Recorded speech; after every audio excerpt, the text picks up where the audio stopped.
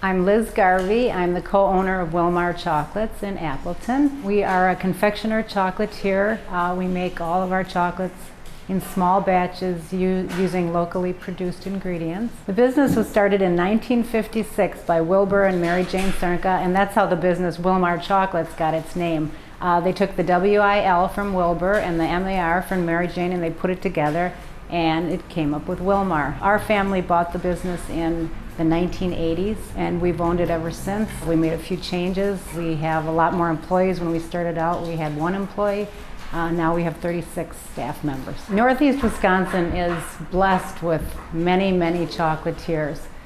I have a lot of theories of why that is. We had a really good rail system in Wisconsin, and so to get chocolate from Milwaukee up to the Fox River Valley area to Oshkosh, Appleton, Green Bay was simple, and it was economic. We live in a very bountiful area. The apple orchards, everybody could make caramel apples with them. The strawberries, people could make chocolate dipped strawberries.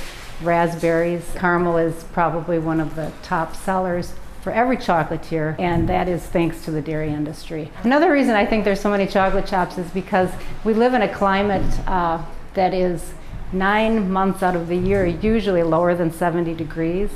It makes for very cheap refrigeration, and in fact when we bought the business in the early 80s, the only refrigeration system was a back room with 3 outside walls.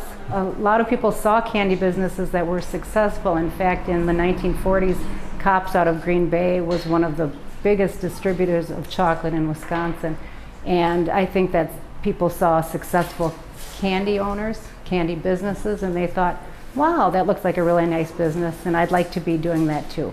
Chocolate grows 20 degrees north and 20 degrees south of the equator. It's grown by a lot of very small farmers in the area, and it's grown in a lot of third world countries.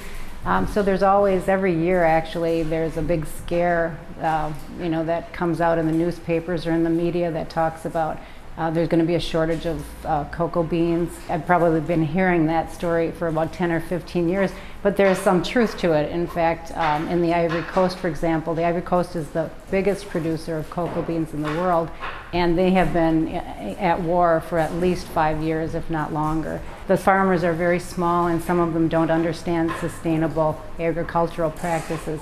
But there is a big movement in the United States now to make sure that there's education for the small farmers, education for their children, and so that they can produce cocoa beans in a sustainable fashion.